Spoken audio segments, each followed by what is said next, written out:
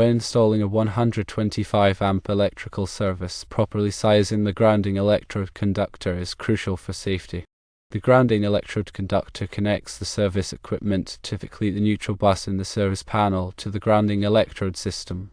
This system usually comprises a metal underground water pipe, a grounding ring, or ground rods. In this case, with the use of a single conductor to ground water and gas pipes, the National Electrical Code, or NEC, dictates the appropriate size. According to NEC Table 250.66, for service entrance conductor size of 1/0 American wire gauge, or AUG, copper, or 3/0 AWG aluminum, the minimum size grounding electrode conductor is number 6 AWG copper. The purpose of the grounding electrode conductor is to provide a low impedance path for fault current to return to the source, facilitating the operation of overcurrent protective devices like circuit breakers or fuses, thereby clearing the fault quickly and safely. A smaller conductor than required could impede this process, creating a potentially hazardous situation. The size of the grounding electrode conductor is primarily based on the size of the service entrance conductors. If the service entrance conductors were larger, the grounding electrode conductor would also need to be larger. If you have aluminum service entrance conductors, you will need to upsize the grounding electrode conductor as well. Grounding to a metal underground water pipe is often supplemented with an additional electrode, such as a ground rod or ground ring, to provide a more robust grounding system. The grounding electrode conductor must be connected to the metal water pipe within 5 feet of its entrance to the building, and the connection point must be accessible. For a gas pipe, it is important to note that the NEC does not permit using a gas pipe as the sole grounding electrode. It can be used as a supplemental electrode if it is electrically continuous. However, it must be bonded to the grounding electrode system. This bonding helps to minimize potential differences between the gas pipe and other grounded metal parts in the building. The conductor used for bonding the gas pipe must be sized according to NEC section 250.104. The NEC specifies different requirements for grounding and bonding depending on the specific application. Grounding refers to connecting electrical equipment to the earth, while bonding refers to connecting different metal parts together to create an electrically conductive path. Both grounding and bonding are essential for electrical safety. Installing the correct size grounding electrode conductor ensures that the electrical system is properly grounded, minimizing the risk of electrical shock and fire hazards.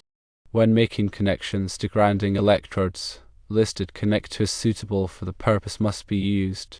These connectors ensure a reliable and corrosion-resistant connection, maintaining the integrity of the grounding path. The grounding electrode conductor should be run in a straight line as much as possible, without any sharp bends or kinks. Sharp bends can increase the impedance of the conductor, which can reduce its effectiveness. It is always advisable to consult with a qualified electrician to ensure that the grounding system is installed correctly and in accordance with all applicable codes and regulations. Electrical codes and regulations can vary depending on the location, so it is important to check with the local authorities to determine the specific requirements. Ignoring the importance of proper grounding can lead to serious consequences, including electrical shock, fire, and equipment damage. Grounding is a fundamental aspect of electrical safety and should never be overlooked. The path to ground from circuits, equipment, and metal enclosures shall be permanent and continuous and shall have ample carrying capacity to conduct safely any fault current likely to be imposed on it.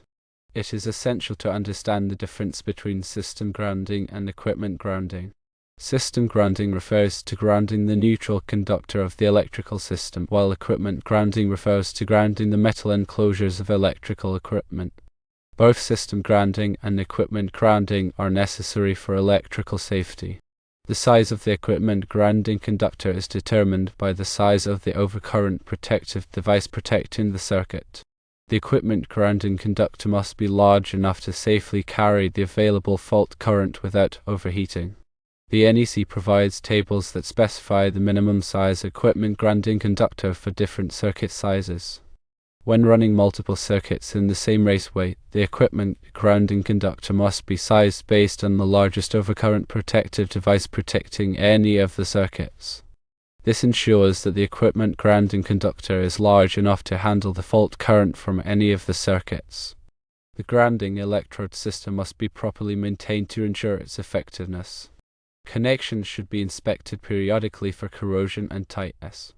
Any damaged or corroded components should be replaced immediately. The grounding electrode system should also be tested periodically to ensure that it is providing a low impedance path to ground. Ground testing can be performed using a ground resistance tester. This tester measures the resistance between the grounding electrode and the earth. A low resistance reading indicates a good grounding system. If the resistance reading is too high, it may indicate a problem with the grounding electrode system. The grounding electrode system should be designed to minimize the risk of ground loops. Ground loops can occur when there are multiple paths to ground, which can create unwanted currents in the grounding system. Ground loops can cause noise in electronic equipment and can also increase the risk of electrical shock. To minimize the risk of ground loops, the grounding electrode system should be designed with a single point ground. This means that all grounding conductors should be connected to a single grounding electrode. When working on electrical equipment, it is important to take precautions to prevent electrical shock. Always to energize the circuit before working on it. Use insulated tools and wear rubber gloves.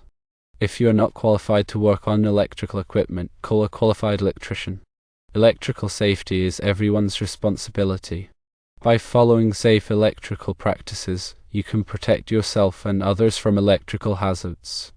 Always follow the NEC guidelines and local electrical codes when installing and maintaining electrical systems. Understanding and adhering to these codes is paramount for ensuring safe and reliable electrical installations. Remember that electrical work can be dangerous, and it's always best to consult with a qualified professional if you have any doubts or questions. Number 6. AWG copper is the minimum size for grounding electrode conductor when used for a 125 amp service with 1/0 AWG copper or 3/0 AWG aluminum service entrance conductors. Always verify local codes and regulations, and seek professional advice when needed.